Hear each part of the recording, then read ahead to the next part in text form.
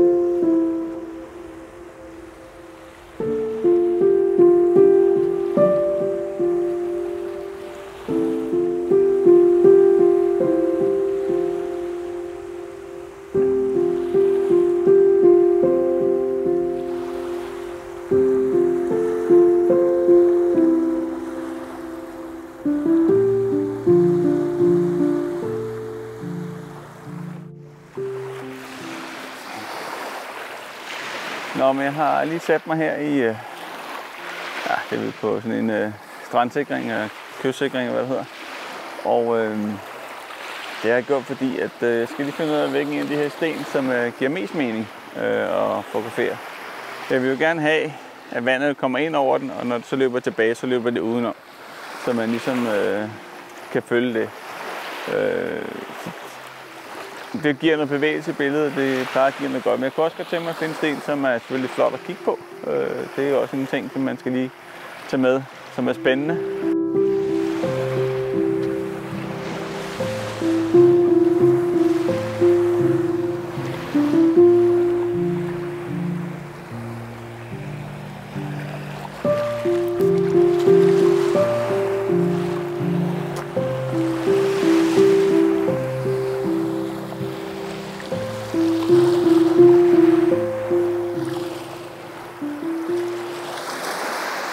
Hvis man lige tager den her sten, som ligger herhenne, så ligger den for langt ude i vandet.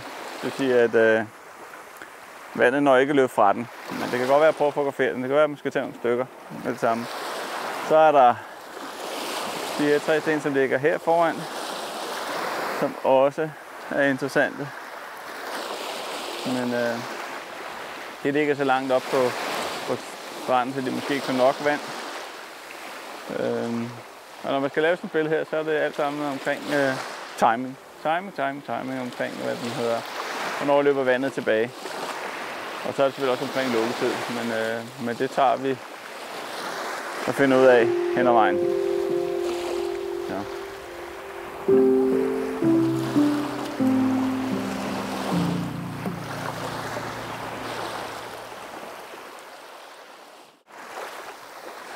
Hvis vi lige kigger på de her sten, som ligger her, så kan I se, at vandet løber omkring dem, og de løber bag i dem.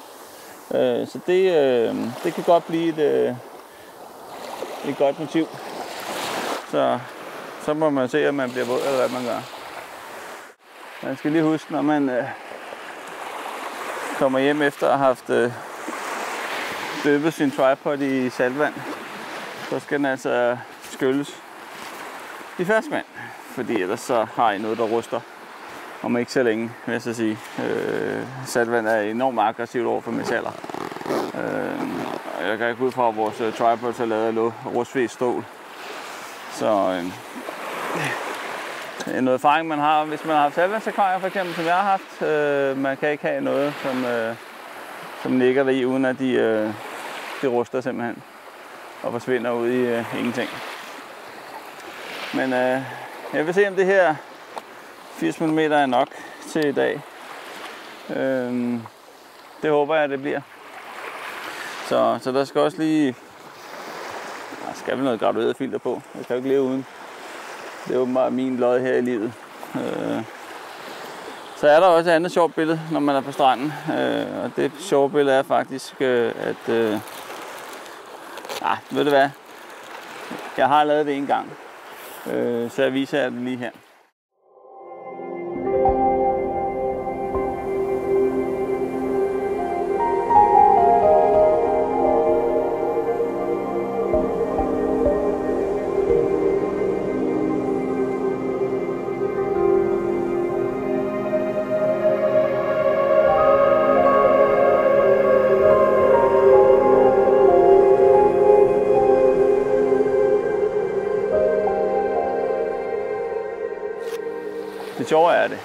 med det her billede, at hvis du tager et billede helt ud over bare vand og intet andet, så er det det eneste billede i hele verden, som alle mennesker har set uforandret igennem tiden.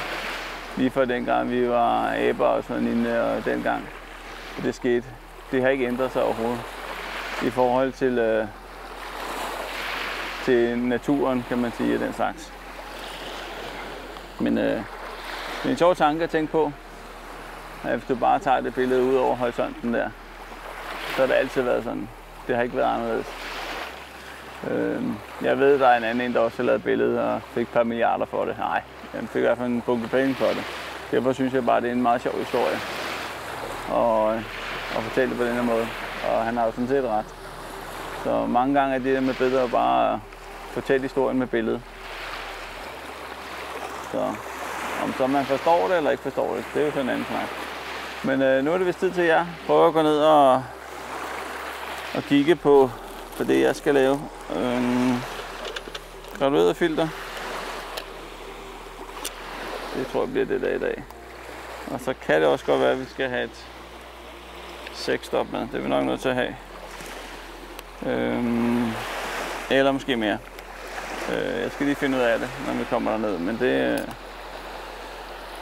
tager jeg. Jeg har i hvert fald fundet stenen, som jeg synes, der kan, eller stenene, som kan være spændende at fotografere. Og det tror jeg, det kan blive godt. På den måde, at de ligger der i vandet, hvor de skal.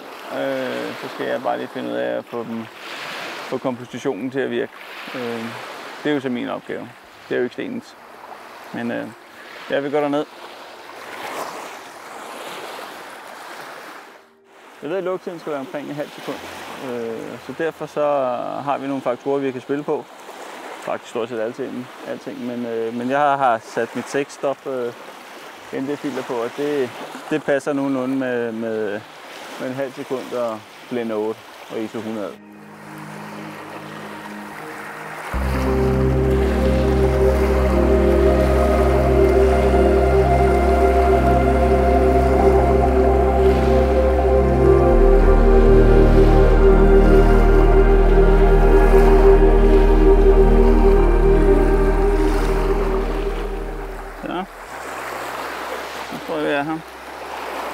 Vi har filtret på igen her.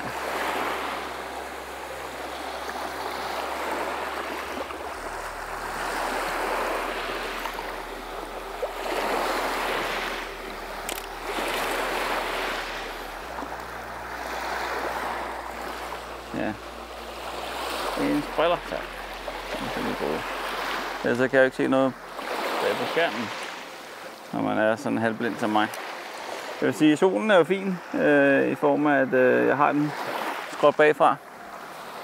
Og nu skal jeg bare lige finde ud af, om jeg skal bruge mere lugtid, eller hvad jeg skal. Jeg tror, jeg skal. Måske et sekund. Så det løber det halvlangsomt, det her vand. Når det løber tilbage, så skal man jo have den vel til den største bølge kommer.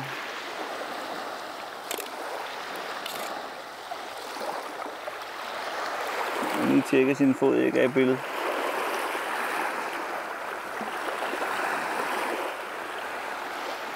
Måske skal vi helt ned i vandfladen.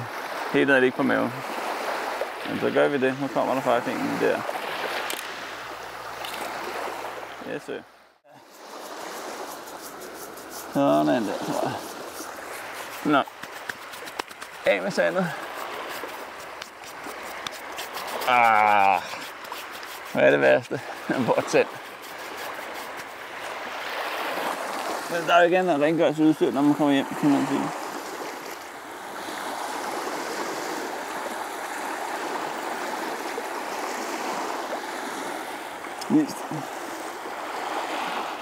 Vist det er skarpt her engang.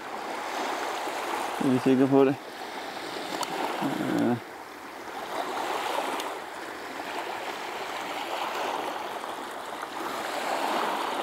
Lad os se en gang her. Og så med en bølge.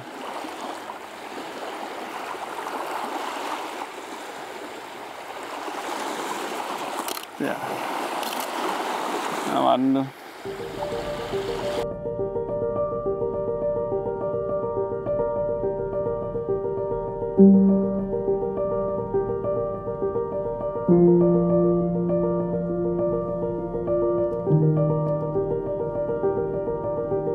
Men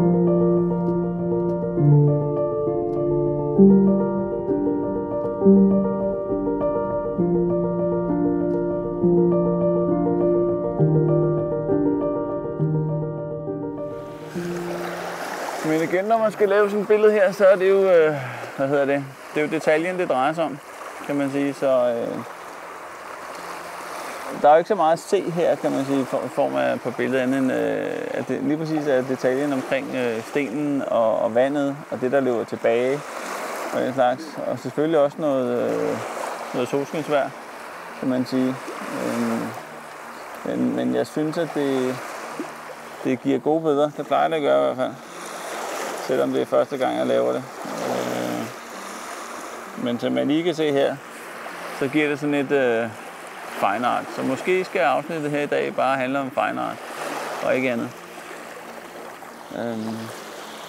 Fine art skal jo,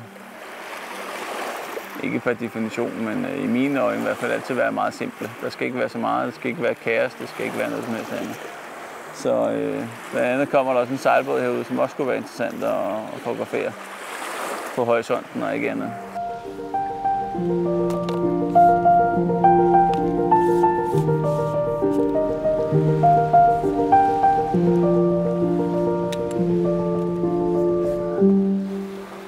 Her kan I se sejlbåden, den er derude.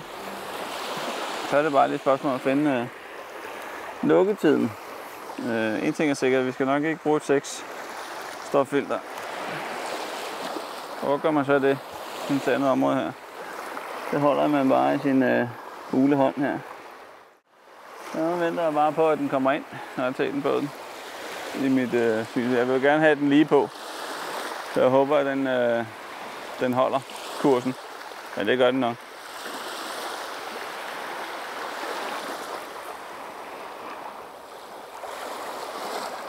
Så er spørgsmålet, om man skal lave det symmetrisk, eller om man skal lave det indstille tiden her. Jeg skal nok ikke have et sekund, vel? Over. En 90-20.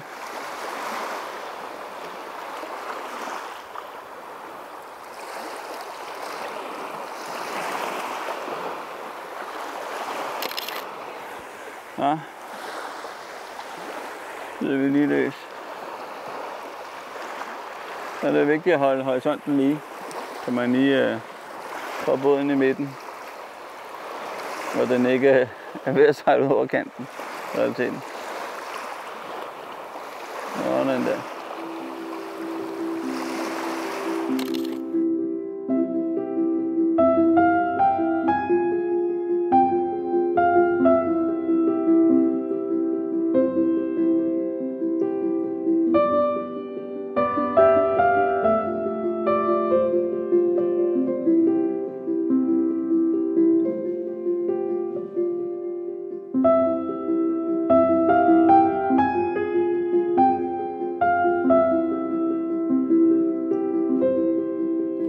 Ja, hvis man tror, at 80 mm objektiver bare er til portrætter, så må man skuffe dem, fordi de kan rigtig meget andet. Også. Så, men det tror jeg var båden her. Ja, ikke så dumt. Fine art. Vi kan godt lide det. Vi kan godt lide det simple. Og kan godt lide, ja, at det bare er meget enkelt. Så jeg vil prøve at gå hen og lave noget mere fine art længere hen på stranden.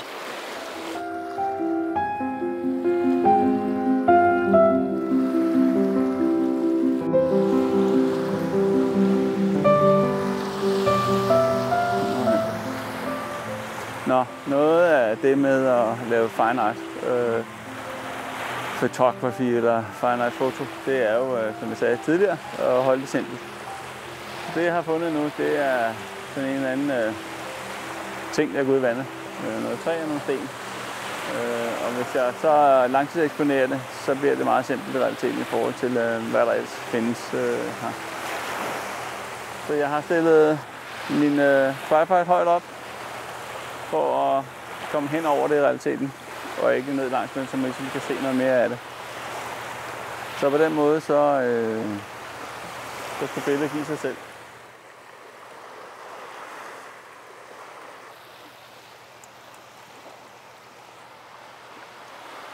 Så jeg lige tidsstoffilter på, for ligesom at få det lidt langtidseksponering ud af det her. Det tror jeg, det giver omkring 20 sekunder, 23, 32. Det skal jeg lige finde ud af, hvad der ellers ser bedst ud. Men nu er det bare om at komme i gang og få fotograferet det her billede. Og så ser vi så, hvad det bliver til. Jeg håber, det bliver godt. Vejret er i hvert fald formidabelt. Så der er mange, der ikke kan lide det her hårde lys, og jeg synes, det er super fedt. Men det er en helt anden snak.